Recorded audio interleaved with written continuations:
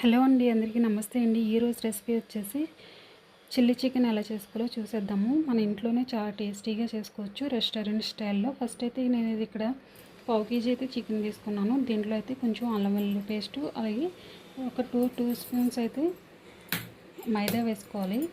ఒక 1.5 spoon cornflour వేసుకోవాలి. ఆ తర్వాత ఒక ఎగ్ని అయితే ఇలా వేసుకోవాలి. ఆ తర్వాత కొంచెం వాటర్ వేసుకొని కొంచెం ఇక్కడైతే వైట్ పెప్పర్ అయితే వేసుకుంటున్నాను. మీరు పెప్పర్ పౌడర్ మామూలుదైనా వేసుకోవచ్చు. వేసుకొని ఒకసారి బాగా కలిపేసుకుని మ్యాగ్నేట్ చేసుకుని ఒక హాఫ్ అన్ అవర్ అయితే పక్కన పెట్టేసుకోండి.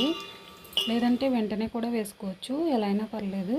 ఇక్కడైతే ఆయిల్ కొంచెం యాడ్ చేసుకుని ఇప్పుడైతే ఆయిల్ హీట్ ఎక్కిన తర్వాత ఇలా ఒక్కొక్కటి పీస్ వేసుకుని ఫ్రై చేసుకోవాలి.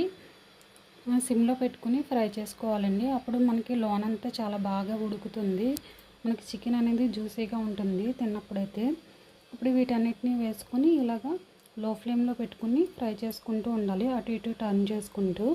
మన ఛానల్ కనుక ఫస్ట్ టైం చూసినట్లయితే ప్లీజ్ ఒక లైక్ చేయండి, అలాగే షేర్ చేయండి, సబ్స్క్రైబ్ చేసుకోండి కొత్తగా చూస్తున్న వాళ్ళైతే. ఇప్పుడైతే వీటిని ఇలాగ టర్న్ చేసుకుంటూ డీప్ ఫ్రై అయితే చేసుకోవాలి. ఈ విధంగా మనకైతే ఇలా గోల్డెన్ కలర్ వచ్చిన తర్వాత ఇప్పుడు ఒక బౌల్లోకి తీసుకుని పక్కన పెట్టుకోవాలి.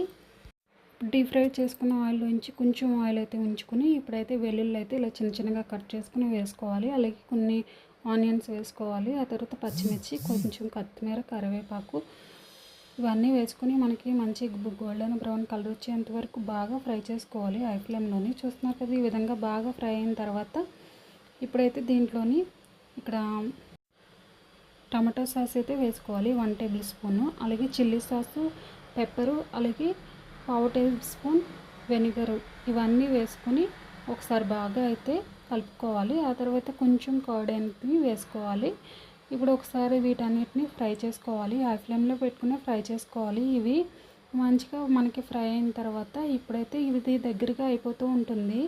అప్పుడు కొంచెం సాల్ట్, కొంచెం కారం కూడా వేసుకొని ఒకసారి కలుపుకోవాలి. కలుపుకున్న తర్వాత ఇప్పుడైతే మనం కొంచెం దగ్గరగా అవుతుంది కాబట్టి కొంచెం వాటర్ అనేది వేసుకుని ఒకసారి కలిపేసుకోండి. కలుపుకున్న తర్వాత ఇప్పుడు దీంట్లో మీకు నచ్చితే ఫుడ్ కలర్ అనేది యాడ్ చేసుకోండి, ఆప్షనల్ అండి. ఇది మనకి బయట రెస్టారెంట్స్ కంపల్సరీగా ఫుడ్ కలర్ అయితే యాడ్ చేస్తారు.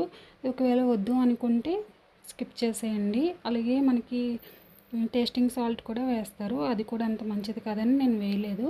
ఇప్పుడు ఒకసారి బాగా కలిపేసుకోవాలి. టేస్ట్ అయితే మనకి రెస్టారెంట్ స్టైల్ కన్నా చాలా బాగుంటుందండి. మన ఇంట్లో మనం ఇలా చేసుకుంటే పిల్లలకు కూడా చేసి పెడితే చాలా ఇష్టంగా తింటారు. మీరు కూడా తప్పకుండా ట్రై చేసి ఈ రెసిపీని ఎలా వచ్చిందో కామెంట్ చేయండి. ఓకే అండి, థ్యాంక్స్ ఫర్ వాచింగ్.